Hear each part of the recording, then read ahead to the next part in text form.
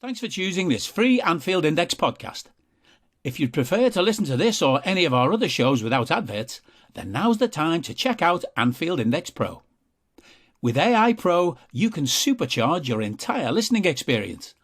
You'll not only get all of our podcasts without the ads, but you'll have them far faster with our Quick Publish feature available exclusively for subscribers. AI Pro also puts you in the heart of our sound studio, with an option to listen to many of our shows live and interact with the podcasters in real time as the shows are recording. Upgrading couldn't be easier. AI Pro is available on all popular podcast platforms, and we have our own apps for Apple and Android. Just head on over to AnfieldIndexPro.com and get started today. Hello and welcome to the Daily Red, your lunchtime catch-up on all things Liverpool FC on a Monday after the weekend in which Liverpool played their full-strength 11 as is, given the injuries. Wolves played largely a reserve team, and Liverpool managed just a draw purely because of an inept VAR. The Reds began the game in poor fashion, looked lethargic, looked like no lessons had been learned from the defeat by Brentford. And Wolves took advantage of that. Guedes put Wolves 1-up on 26 minutes after a bit of a howler, shall we say, from Alisson Becker. Ball is played back to him. He has plenty of time, and he plays it straight to Guedes, who finishes by him. Now, Alisson Becker is the only reason we are not down cuddling Everton in the bottom three or that kind of mix this season. So he can do what he wants right now. If he wanted to turn around and kick the ball clean into his own net while laughing maniacally 6 times, nobody could say a word about it, because he is the only reason our season is not already over. The only reason we're not battling against embarrassment is Alisson Becker. We get back into it, 1-1 just before half-time. It's a gorgeous ball by Trent, and an outrageous finish by Darwin on his left foot first time. Now, people have said he shinned it. If he shinned that ball and controlled it that well, that's even more impressive. So 1-1 at half-time, and you would have hoped lessons had been learned, and maybe we would act like, the team with our strongest available 11 out, well, they've got a bunch of kids and reserves out. And we do. We go 2-1 up on 52 minutes. Gakpo's ball into the box. It's a little bit under hit. It's headed on, lands at Salah's feet, and Mo finishes well to make it 2-1. And you think, brilliant. We're going to win. We don't want to win, but we're going to win because, why not? And then on 66 minutes, it's just an absolute clusterfuck. Wolves had made some changes, and they brought on Matthias Nunes, who proceeded to just run roughshod over our midfield. Our midfield is all over the place. We're trying to launch some sort of attack. It's never going anywhere. The ball gets turned over. Finds its way into Hwang in the left half space for Wolves. The position that should be occupied by our right-sided midfielder, but our right-sided midfielder is 20 yards out of position. Now, to his credit, he does run across and get close to Hwang. But as soon as Hwang lays the ball off, our right-sided midfielder stops running and focuses solely on the ball because he is primarily a ball chaser with no intelligence on how to track runners. So he stops running, Hwang keeps moving, the ball comes back to Hwang, and Hwang scores. Now, it may have gone in off Ibu, but either way, if our right-sided midfielder is A, in position to start things, or B, tracks his runner, that goal doesn't happen. The game would go on to end 2-2, and now we've got a replay. And the replay is just an unwanted fixture, and the winner will play Brighton. Great. Brighton are in great form. Just what we want. We play them twice now in a few weeks. Lovely. What an absolute shit show. Embarrassing is what it was. Embarrassing. Like, we line up with Ali, Trent, Joel, Ibu, and Robbo. Brian, Fabinho, Alcantara, Salah, Nunez, Gakpo. That's as strong as we can go. They line up with Sarkic, backup keeper, Lembikisa, never heard of him, at right back, Johnny Castro at left back, Nathan Collins, he's a starter, so there's one starter, and Toti Gomes, he's their fourth choice centre back. Adama plays right wing, he's not a starter. Neves, he starts. Joe Hodge is not a starter. Talented little player, though. And Rayan Aït-Nouri plays left wing. He's a left back. Jimenez, who's not the starter anymore, and Goncalo Guedes, who was bought to be a starter but hasn't established himself yet. Being kind to Liverpool, you'd say there's three starters there. Guedes, Neves, and Collins. But when they made their changes, they brought on grown men. And when we made ours, we brought on kids. We brought on Harvey Elliott. We brought on Ben Doak. Naby came on and Naby played well. Doak, to his credit, came on and played well, as he always does. But, I mean, how are we not beating them with the team we have out? They're second from bottom in the Premier League and they're playing a reserve team. Mortified for them. So, yeah, now we have to play a replay. Great. So we play Brighton. Then we play Wolves again in a replay away from home. Then we play Chelsea. Now, they're in crap form, which of course means they'll beat us. Then we play Wolves again. Then the Ev. Then Newcastle. I assume the cup game would be between Wolves, the game against Brighton, if we get by Wolves, will be between the Wolves and Everton games. I assume it's that weekend before the Everton game that's scheduled for the FA Cup. And then Newcastle, and then it's back to the Champions League. But, like, you're looking at those games, like, is anyone confident we'll beat Brighton? Is anyone confident we can go to Molineux and get a result after what you've just watched? Is anyone confident we can beat Chelsea? Forget the FA Cup, I couldn't care less, but that league game against Wolves looks very, very tough now. Who knows who Everton's manager will be? Maybe they've changed manager, they come to Anfield on a new manager bounce and get a result.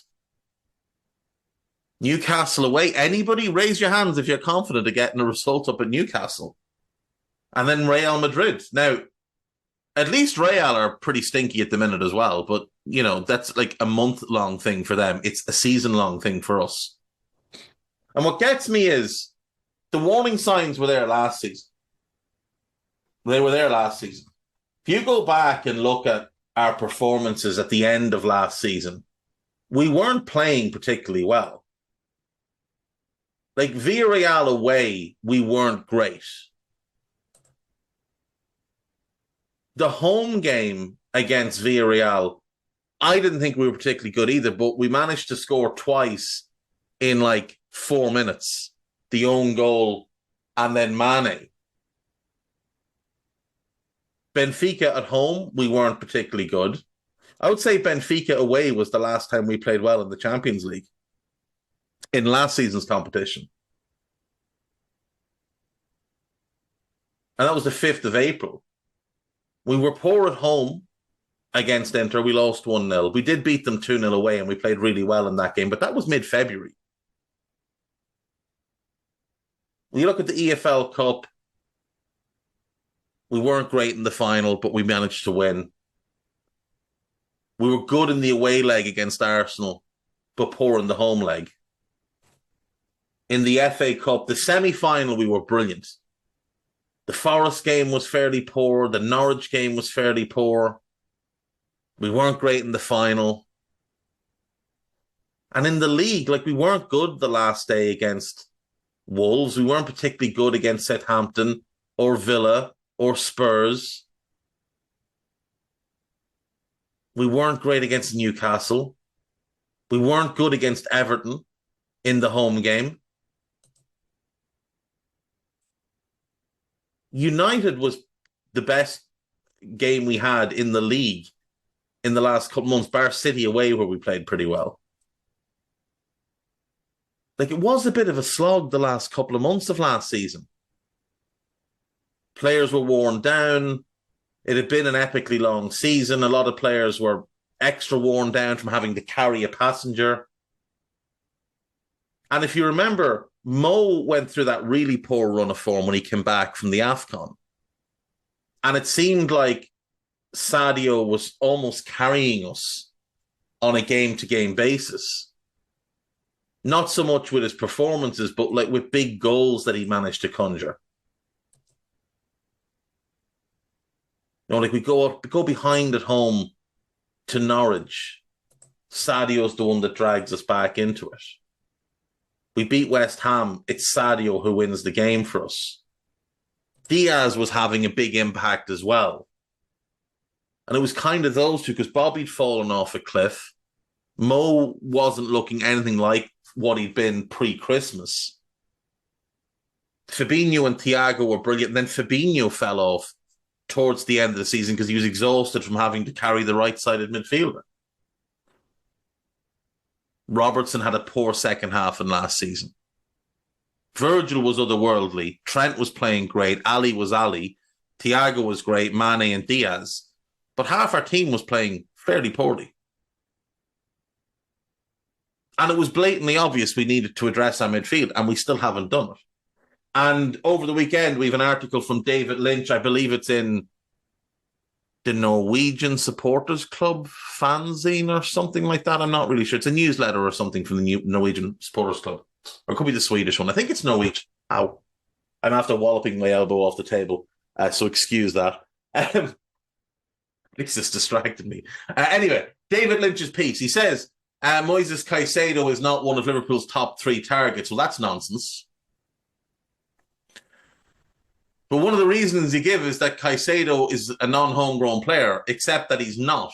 And this is something that was trotted out by the Echo a couple of weeks beforehand, that Liverpool couldn't sign a non-homegrown player until they got rid of a non-homegrown player. But that's not true, because Moises Caicedo doesn't count as a non-homegrown player this season because of his age. Because it's only people born before January 1st, 2001 who count this season. Moises Caicedo was born significantly after January 1st, 2001, as was Manu Kone, as was Enzo Fernandez, as was Manuel Ugarte, and lots of other players that were born in 2001. None of them count either way this season. They don't count as homegrown players. For example, Curtis Jones doesn't count as a homegrown player this year. And Moises Caicedo would not count as a non-homegrown player. And by next season, Naby's gone, Adriana's gone, Artur is gone, Bobby could well be gone, and maybe one or two others. But there's more than enough spots then for Caicedo to take one of them. So the argument that Liverpool can't sign Caicedo because he's not homegrown, there's absolutely no basis to that. That might well be something the club want people to believe, but it's not true. It's not true at all. And I'm not having a go with David Lynch. I think he's a good journalist, but I think he's been fed a story because Liverpool don't want to pay the asking price. They've made their offer. It's below the asking price. And they're now trying to justify their refusal to pay an extra few million for a player who I believe can make an enormous difference to this team. I think you put him in midfield with Thiago on the right, Fabinho as the 6, and Caicedo on the left. And I think that midfield elevates this team significantly. I think it improves us defensively because the defense gets more cover because now you've got Caicedo and Fabinho. I think it improves us going forward because now Thiago is that attacking midfielder rather than Henderson, who's been awful for nearly 3 full years, calendar years, and Elliott, who's a child and also not a midfielder. So the argument doesn't hold any water. Basically, you can dismiss it.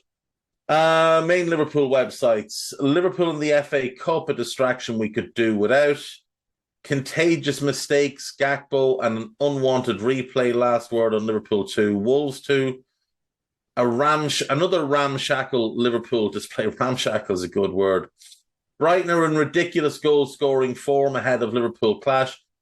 Brighton having whooped having whooped Everton 4-1, went and scored 5 against Borough at the weekend, and looked very, very good. Looked very, very good. And Alexis McAllister, World Cup winner, scoring 2 off the bench. Dennis Undav getting another off the bench. 5-1 probably flattered them a little bit, but, they were excellent in the game.